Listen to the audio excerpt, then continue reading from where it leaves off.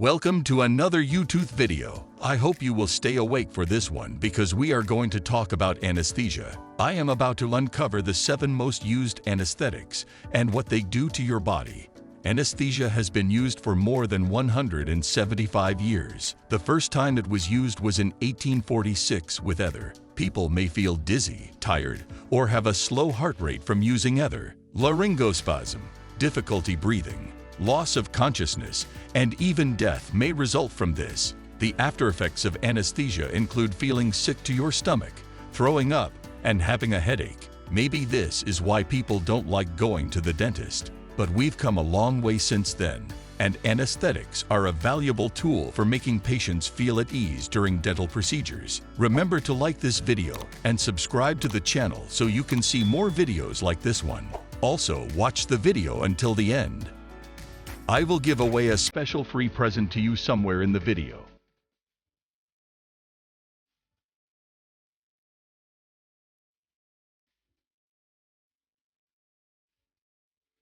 Let's get started now. Anesthesia is defined as the loss of sensation. This can happen with or without awareness. There are many options for dental anesthetics available today. Medications can be used alone or in combination to make sure the procedure is safe and successful. The kind of pain medicine used during an operation is based on the person's age, health, and length of the procedure. It is also determined by if the person has had a bad reaction to this kind of pain medicine before. Depending on the anesthesia, it can work for a short time or a long time. There are 3 types of anesthesia: local, sedation, and general. Each type does something different. These types can also be used with other kinds of anesthesia. How do you think dental procedures were performed during the Middle Ages? We will answer that question later in the video. But I can tell you right now, you would probably be happier visiting the dentist in the 21st century than back then. Stepping into the dentist's office can be an oddly amusing experience for some. Our list of sedation methods includes one that may surprise you in this way. Get ready to giggle as your visit takes a humorous twist. But for now, let's start with number 7 on our list of the most used dental anesthetics and what they do to your body. On number 7 we have epinephrine. Epinephrine is a medicine that helps reduce bleeding and swelling during dental procedures. It works by narrowing the blood vessels. This reduces the amount of blood flowing to the area that is being worked on.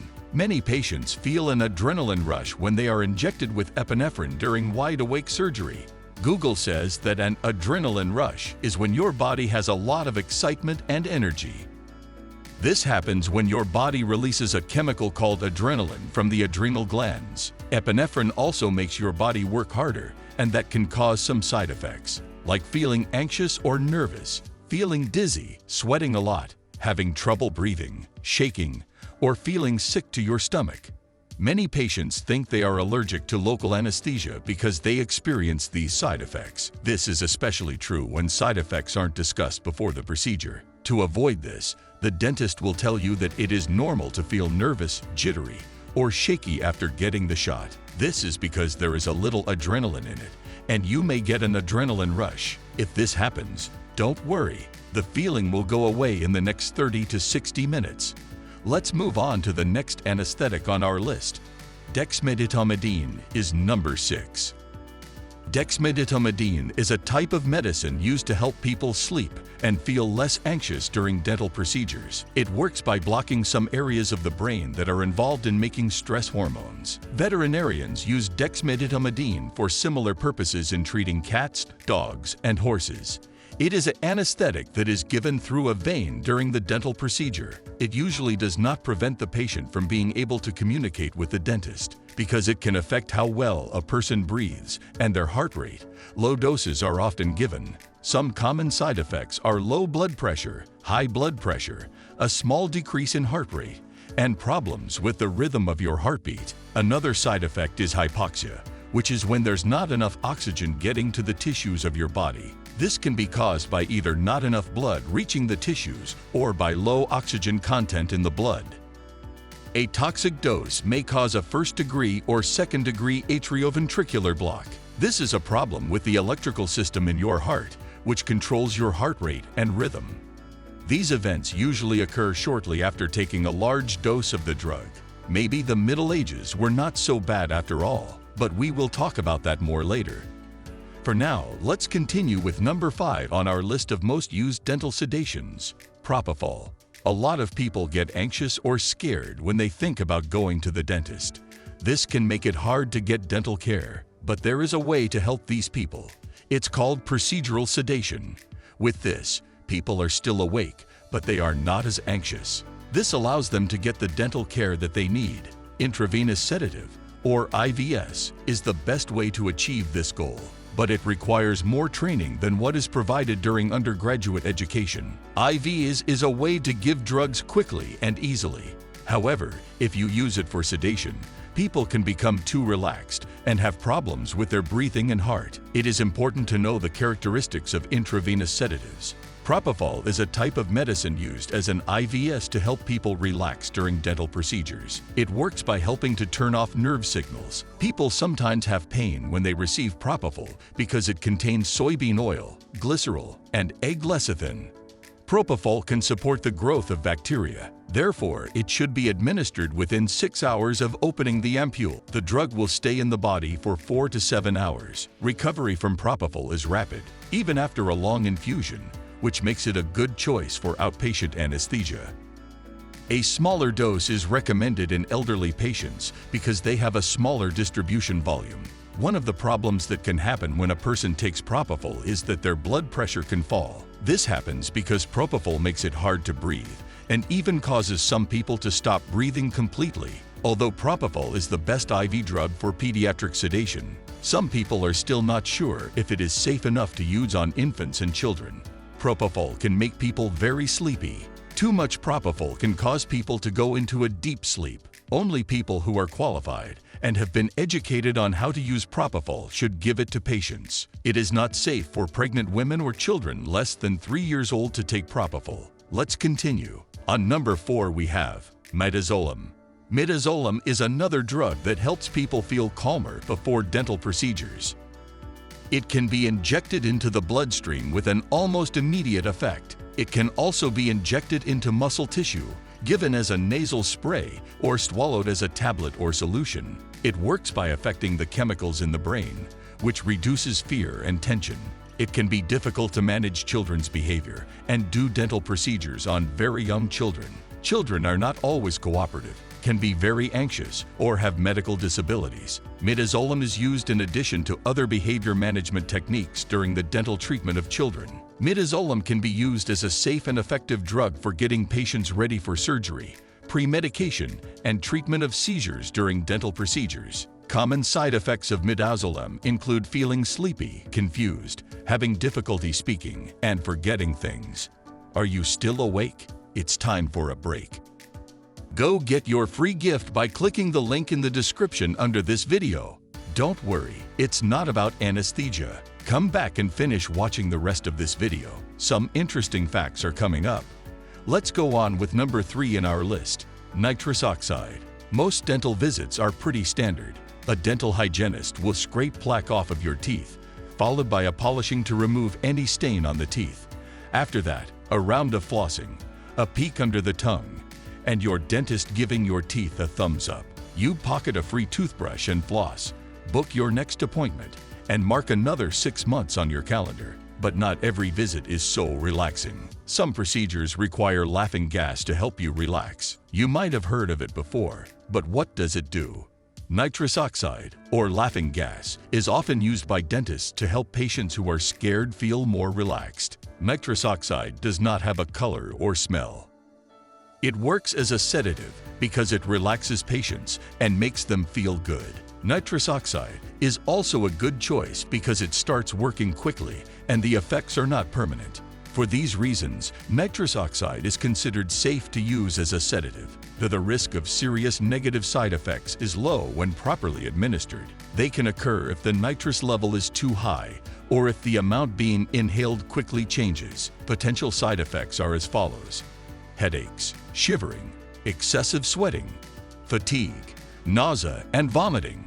Once the laughing gas has been turned off, the patient needs to breathe in oxygen for at least 5 minutes.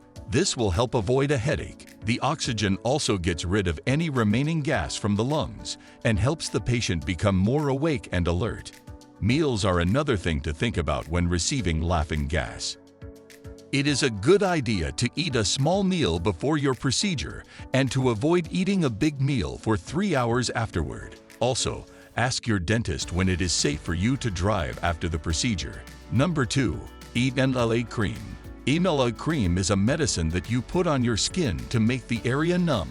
It helps with pain by blocking signals from the brain so you don't feel it as much. Topical anesthetics work on the nerves near the surface of the skin to reduce pain. In dentistry, topical anesthetics are used to control local pain caused by needling, placement of orthodontic bands, the vomiting reflex, oral mucositis, and rubber dam clamp placement. Traditional topical anesthetics contain lidocaine or benzocaine as active ingredients and are used in the form of solutions, creams, gels, and sprays. Eutectic mixtures of local anesthesia cream is a mixture of various topical anesthetics that has been reported to be more potent than other anesthetics. On number 1, we have the most used dental anesthetic. But before we reveal what it is, let's take a quick look at how dental procedures were performed in the Middle Ages. When we think of medieval times, we might picture peasants with rotted and missing teeth. But Tim O'Neill, who knows a lot about the Middle Ages, says that people back then thought it was good to have a white smile and pleasant breath. There is evidence from the Middle Ages that people used toothpaste, powders, treatments, and even mouthwashes to make their breath smell better. Sugar was not common during the medieval time period. It was too expensive for most people. People used sugar as a seasoning or used the natural sugars in fruit or honey, but only a little bit. Most people ate a diet high in calcium from dairy and also ate vegetables and cereals, which is similar to what dentists recommend today. Archaeologists have found that, in the Middle Ages, about 20% of people's teeth had decay. In some populations from the early 1900s, up to 90% of teeth showed decay. This might be because people started eating more sugar when it became available from the tropical countries overseas. How did medieval people brush their teeth? They would use a piece of cloth to rub their teeth and gums. Some recipes for pastes and powders have been found that people might have used on the cloth to clean and whiten teeth, as well as to make their breath smell better. Some pastes were made from ground sage mixed with salt crystals. Others included powdered charcoal from rosemary stems or crushed pepper, mint, and rock salt. Most pastes included both an abrasive and an herb or spice that smells good. Medieval people had their version of scope. The mouthwashes were usually made from herbs and spices soaked in wine or vinegar. Mint, marjoram, and cinnamon were popular. People also chewed on fennel seeds, parsley, and cloves. People used to have their teeth pulled by the local barber when they had dental problems. This was done without any pain medicine. Some surgeons knew how to treat oral cancer. People who were richer could afford to have dentures made from cow bone or human teeth. Aren't you glad you live today? And then finally, on number 1 we have lidocaine. Lidocaine is a powerful anesthetic that relieves pain and discomfort for patients. It works by blocking signals from the brain to the hurt area. Lidocaine is a fast-acting anesthetic, which means it starts working quickly. That is why lidocaine is a popular choice for dentistry. It is important for your dentist to check how you are doing with this medicine. They will look for any problems that it might be causing. This medicine might cause bad allergic reactions. This includes anaphylaxis, which is very serious and can be deadly. It could also cause a rare but serious blood problem called methemoglobinemia. After being sedated with lidocaine, be careful not to hurt yourself when your gum is numb. Do not eat or drink anything that is very hot or very cold. And do not chew gum or food while your mouth feels numb. You might bite your tongue or the inside of your cheeks by accident. Anesthetics have come a long way since their discovery in 1846. From local anesthetics requiring shots or needles to topical creams numbing the skin, there is no shortage of options for making your dental visits easier and more comfortable. Now you know some of the science behind dental anesthetics, so you can make informed decisions about how best to manage your pain and discomfort before heading into the chair. Thanks for watching. Share your funniest or most awkward dental experience in the comments below. We look forward to hearing all of your entertaining stories. We see you in the next video.